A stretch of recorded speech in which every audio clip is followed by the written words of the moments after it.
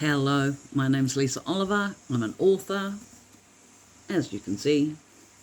And today I want to talk to you about the curse of the blank page. But firstly, I've got to do a little apology.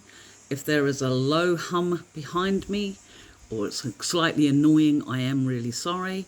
It is like almost 30 degrees here today. The humidity factor is up here. I am quietly melting, and I turned one of my fans off, but I genuinely could not sit in this room with the other one turned off. So my apologies. Hopefully you can still hear me clearly. Now, a few videos ago, I said that the only way to write a book was to put your bum on the seat and just write. No matter what anyone tells you, there's not a magic formula that you can use to write a book. There are formula plot devices you can use, and there's a lot of them online. But if you want to write an original book, one that you're going to be proud about because it's yours, you come up with it by yourself, then the only way to get that done is to plonk your butt down and write on whatever device or tablet or paper. It doesn't matter if you scratch it in the dirt, so long as you can find a way to capture it and turn that into some form of computer text. But anyway, 90% of the questions I get asked by new authors could have been solved once their book was finished. However, there are times when those words just won't come. When you're sitting there looking at your blank page and you're feeling like utter crap. This could be your first page, a page from the middle of your story, and in some instances, which are a lot rarer, but in some cases, it can also be one of the ending pages. Like maybe you don't know when to stop.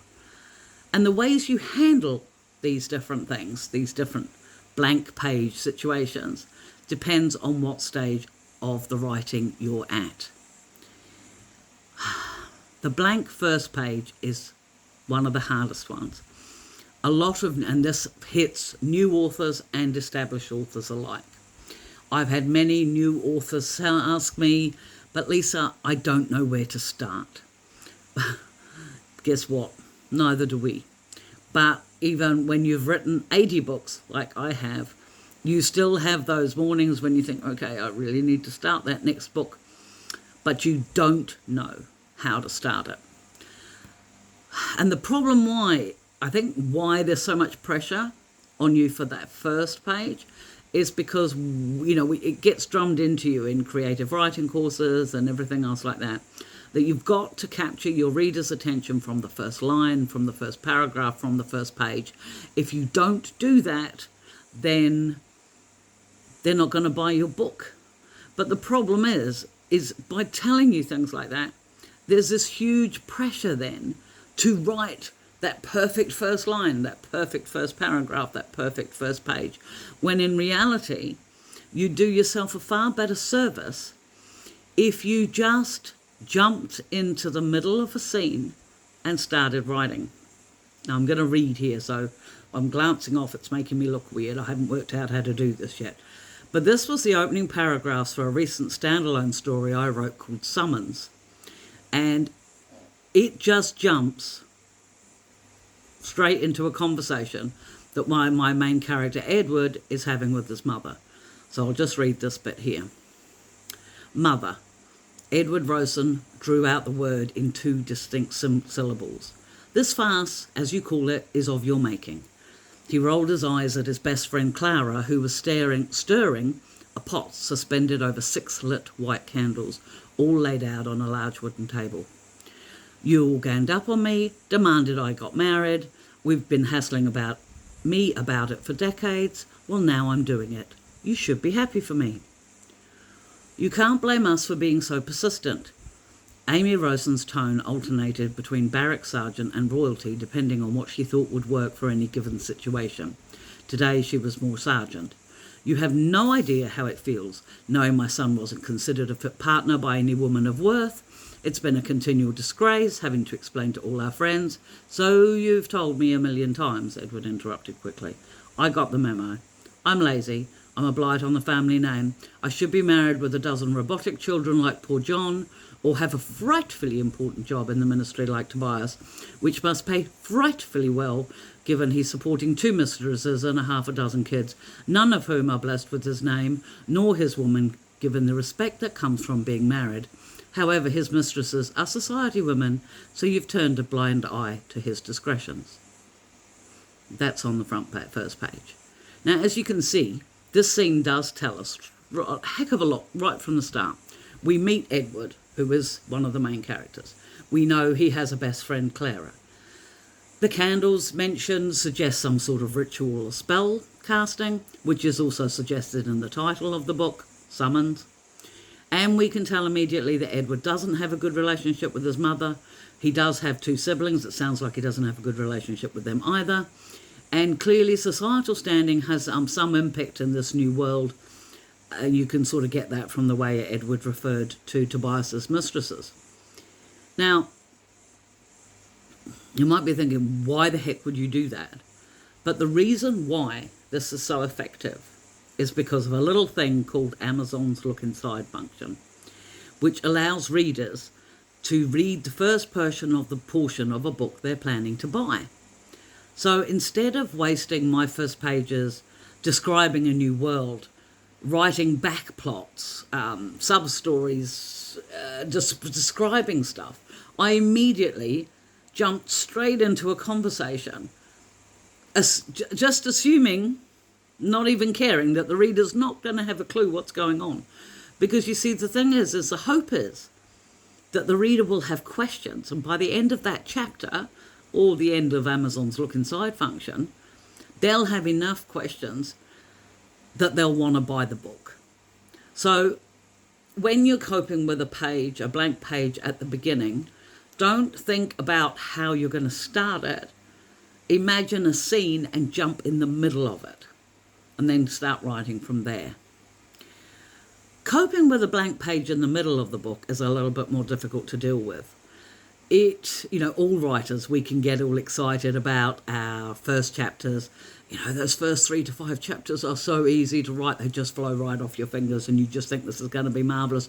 You can already see the climactic scene in your head for the back end of the book, and it's just going so well. And then you get to like chapter 6 and it's like, what do I write now? You splutter to a stop. It's perfectly normal. All authors do it unless they're amazing plotters who know what every chapter's going to be. But pantsers like me, you get to that middle bit and you know what the climactic scene's going to be like. You've got no idea to get there. It's part of the curse of the soggy middle, where the book goes really well at the beginning. You know it's going to be amazing at the end. But it's that bit in the middle where you get your characters from one situation to the situation that happens at the end.